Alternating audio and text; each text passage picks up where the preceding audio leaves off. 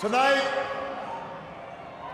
more than 200 years after a former colony won the right to determine its own destiny, the task of perfecting our union moves forward.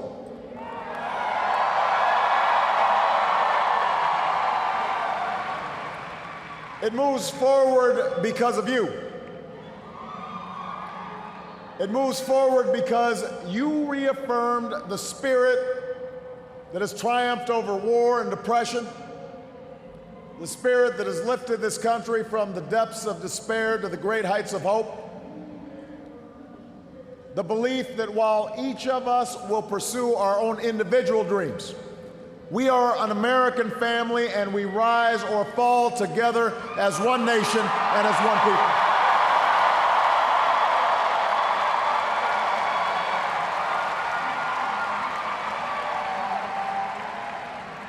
Tonight, in this election, you, the American people, reminded us that while our road has been hard, while our journey has been long, we have picked ourselves up. We have fought our way back. And we know in our hearts that for the United States of America, the best is yet to come.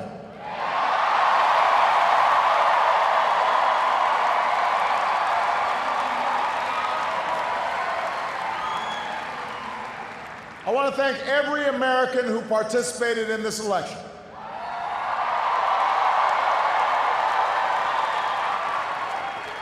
Whether you voted for the very first time or waited in line for a very long time. By the way, we have to fix that.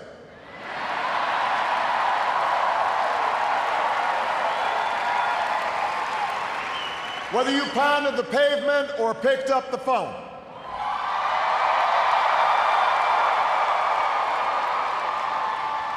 Whether you held an Obama sign or a Romney sign, you made your voice heard, and you made a difference. I just spoke with Governor Romney, and I congratulated him and Paul Ryan on a hard-fought campaign.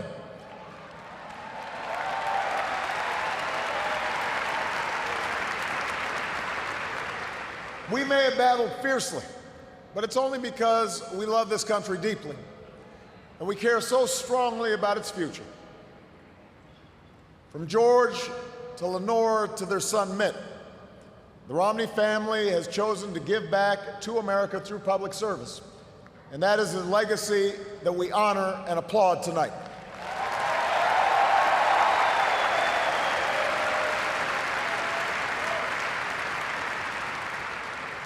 In the weeks ahead, I also look forward to sitting down with Governor Romney to talk about where we can work together to move this country forward.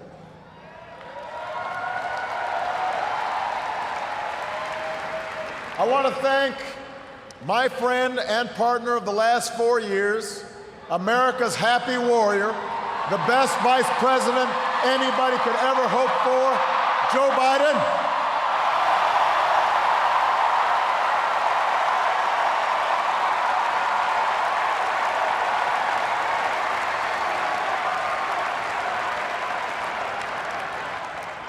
And I wouldn't be the man I am today without the woman who agreed to marry me 20 years ago.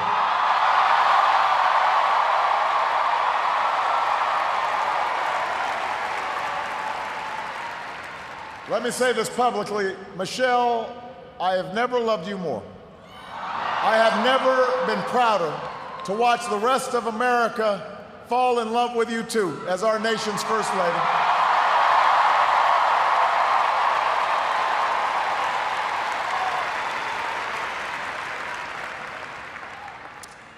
Sasha and Malia, before our very eyes, you're growing up to become two strong, smart, beautiful young women, just like your mom. And I'm so proud of you guys. But I will say that for now, one dog's probably enough.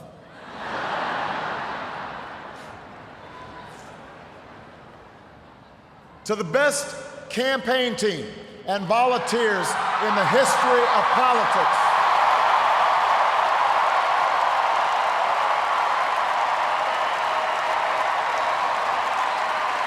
The best. The best ever.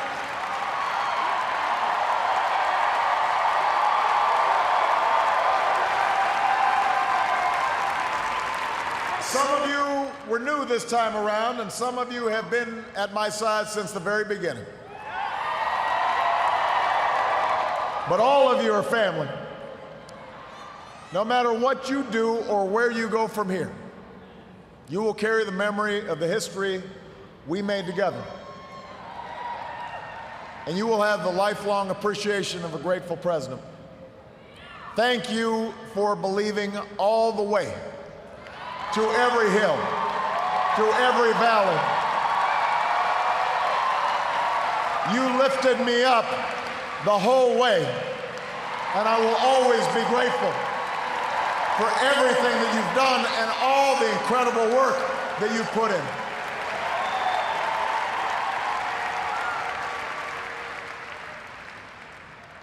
I know that political campaigns can sometimes seem small, even silly. And that provides plenty of fodder for the cynics who tell us that politics is nothing more than a contest of egos or the domain of special interests. But if you ever get the chance to talk to folks who turned out at our rallies and crowded along a rope line in a high school gym, or saw folks working late at a campaign office in some tiny county far away from home, you'll discover something else. You'll hear the determination in the voice of a young field organizer who's working his way through college and wants to make sure every child has that same opportunity.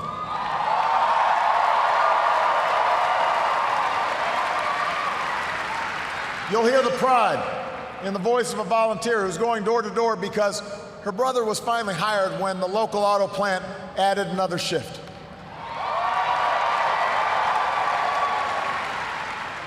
You'll hear the deep patriotism in the voice of a military spouse who's working the phones late at night to make sure that no one who fights for this country ever has to fight for a job or a roof over their head when they come home.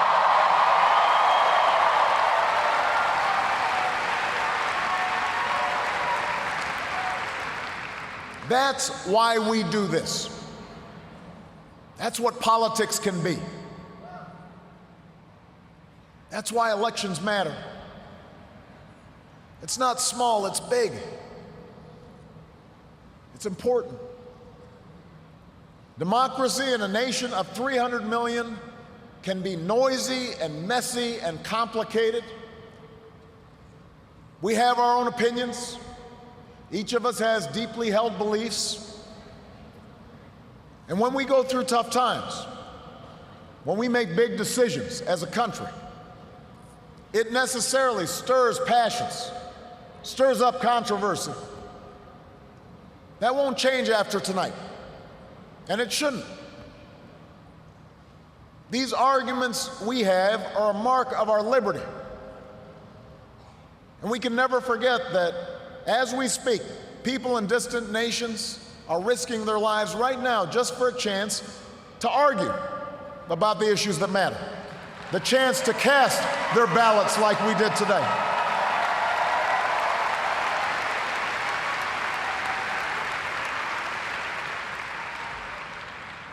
But despite all our differences, most of us share certain hopes for America's future.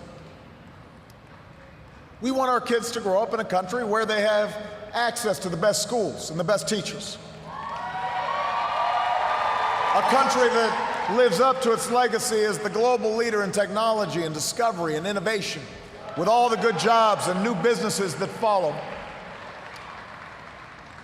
We want our children to live in America that isn't burdened by debt, that isn't weakened by inequality, that isn't threatened by the destructive power of a warming planet.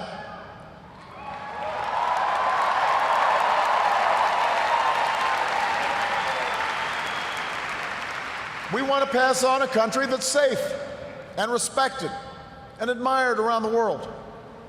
A nation that is defended by the strongest military on earth and the best troops this world has ever known.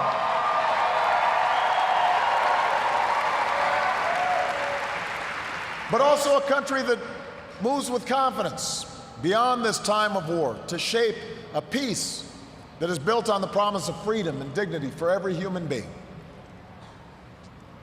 We believe in a generous America, in a compassionate America, in a tolerant America, open to the dreams of an immigrant's daughter who studies in our schools and pledges to our flag.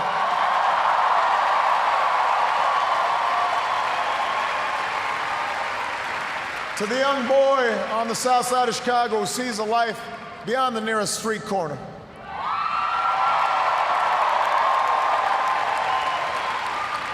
To the furniture worker's child in North Carolina who wants to become a doctor or a scientist, an engineer or an entrepreneur, a diplomat or even a president. That's the future we hope for. That's the vision we share. That's where we need to go. Forward. That's where we need to go. Now, we will disagree, sometimes fiercely, about how to get there. As it has for more than 2 centuries, progress will come in fits and starts. It's not always a straight line. It's not always a smooth path. By itself, the recognition that we have common hopes and dreams won't end all the gridlock or solve all our problems or substitute for the painstaking work of building consensus and making the difficult compromises needed to move this country forward. But that common bond is where we must begin. Our economy is recovering. A decade of war is ending. A long campaign is now over.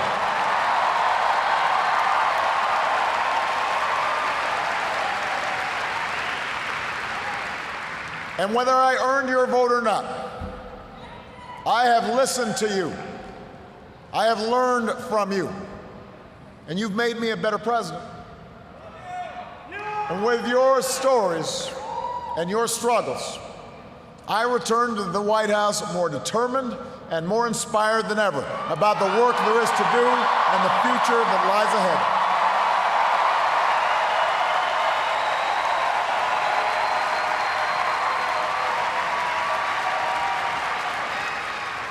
Tonight, you voted for action, not politics as usual.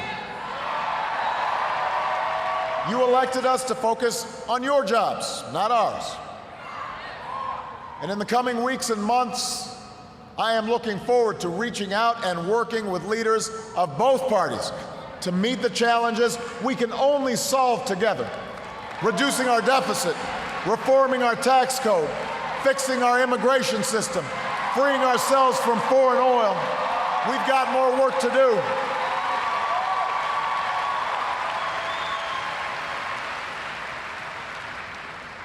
But that doesn't mean your work is done. The role of citizen in our democracy does not end with your vote. America's never been about what can be done for us. It's about what can be done by us together through the hard and frustrating but necessary work of self-government. That's the principle we were founded on. This country has more wealth than any nation, but that's not what makes us rich. We have the most powerful military in history, but that's not what makes us strong. Our university, our culture, are all the envy of the world, but that's not what keeps the world coming to our shores. What makes America exceptional are the bonds that hold together the most diverse nation on earth. The belief that our destiny is shared, that this country only works when we accept certain obligations to one another and to future generations, so that the freedom which so many Americans have fought for and died for comes with responsibilities as well as rights, and among those are love and charity and duty and patriotism. That's what makes America great.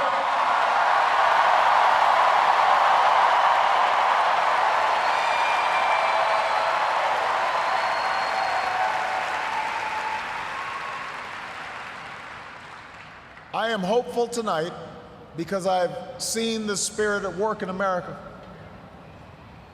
I've seen it in the family business whose owners would rather cut their own pay than lay off their neighbors, and in the workers who would rather cut back their hours than see a friend lose a job.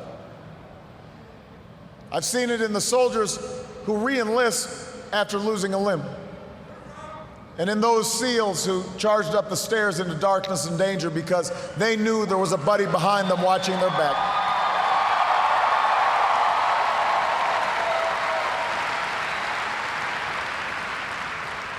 I've seen it on the shores of New Jersey and New York, where leaders from every party and level of government have swept aside their differences to help a community rebuild from the wreckage of a terrible storm.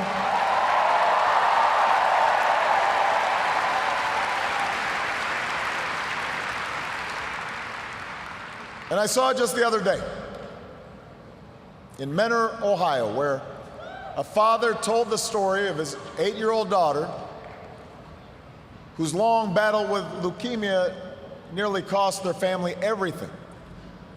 Had it not been for health care reform passing just a few months before the insurance company was about to stop paying for her care.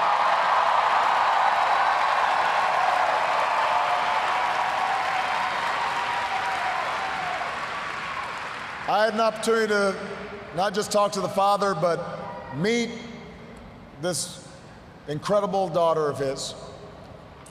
And when he spoke to the crowd, listening to that father's story, every parent in that room had tears in their eyes, because we knew that little girl could be our own.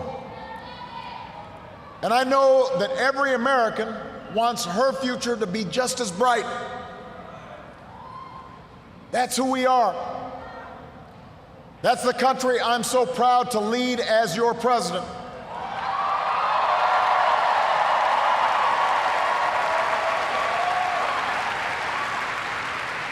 And tonight, despite all the hardship we've been through, despite all the frustrations of Washington, I've never been more hopeful about our future. I have never been more hopeful about America. And I ask you to sustain that hope. I'm not talking about blind optimism, the kind of hope that just ignores the enormity of the tasks ahead or the roadblocks that stand in our path. I'm not talking about the wishful idealism that allows us to just sit on the sidelines or shirk from a fight. I have always believed that hope is that stubborn thing inside us that insists, despite all the evidence to the contrary, that something better awaits us, so long as we have the courage to keep reaching, to keep working, to keep fighting.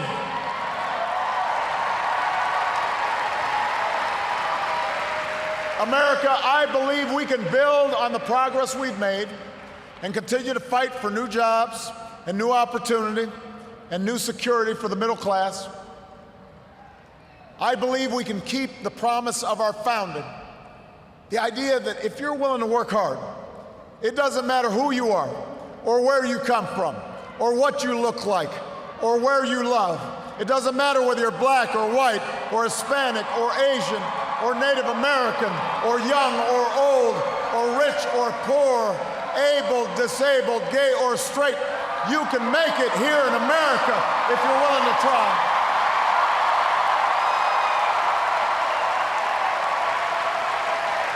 I believe we can seize this future together because we are not as divided as our politics suggests. We're not as cynical as the pundits believe. We are greater than the sum of our individual ambitions. and we remain more than a collection of red states and blue states. We are and forever will be the United States of America. And together, with your help and God's grace, we will continue our journey forward and remind the world just why it is that we live in the greatest nation on earth. Thank you, America. God bless you. God bless these United States.